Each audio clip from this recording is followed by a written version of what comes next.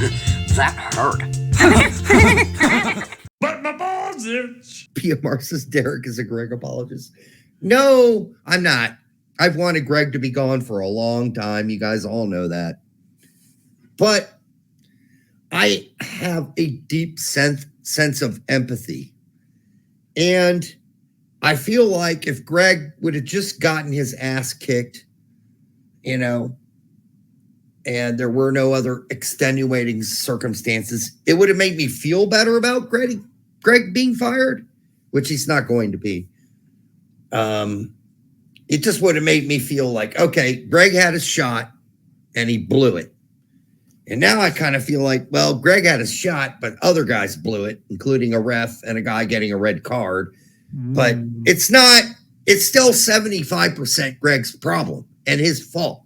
Like, you know, it's still his fault. And I'm not changing my opinion that Gregg needs to go. Gregg's needed to go after the World Cup. Gregg should have been gone after the World Cup. That should have been the end of Gregg. You said it. Yeah. I said it. And I just want to make this abundantly clear. I do not hate Gregg Berhalter. I do not think he is a pile of shit of a person. I don't really know him as a person. He seems to be a decent father. He seems to be now a decent husband.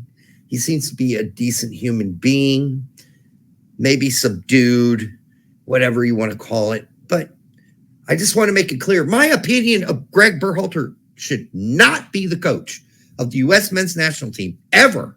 From the beginning, he should never have been the coach. Is not personal. I am not a hateful person.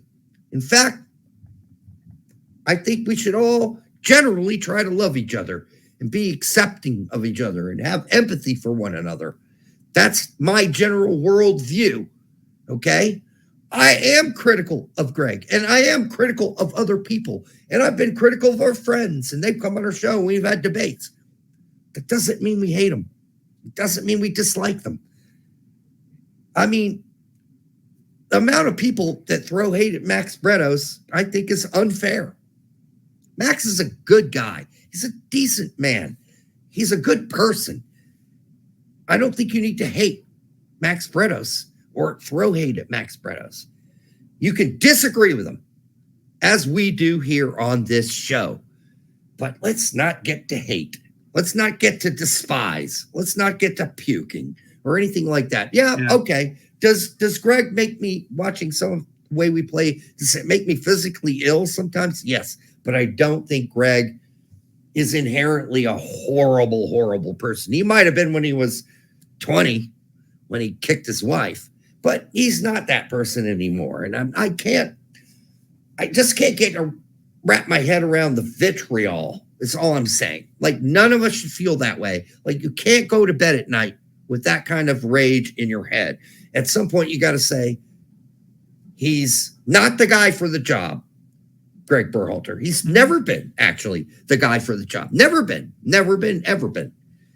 But I'm not going to hate him. I'm not going to hate him. I despise the fact that he's the manager. I think it was wrong from day one.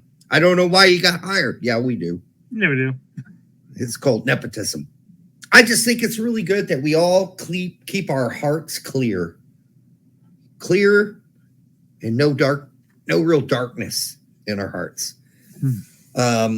You know, I think it's good to be passionate about the game and all that. I just want to make sure we keep our, like, okay, we make fun of Betty Crocker. We call him Betty Crocker. Do I know Betty Crocker? No. He might be a fine human being, a really good guy. JT Batson. Is it possible? JT Batson's a good guy. It's possible. So, you know, I'm just not going to hold any hatred. And I think that's a good thing. And I think that's what we all need to do. Yet, stay super critical. We got to keep on U.S. soccer's ass. We got to hold them to account every day and night. And every game we watch, we need to hold them accountable. They want to call us haters, they could do it. But the greatest thing is, if none of us are actually haters and none of us have hate in our heart, it's going to be harder and harder for them to call us haters because we aren't. We're critical thinkers. That's the difference. And we want the best for U.S. soccer going forward.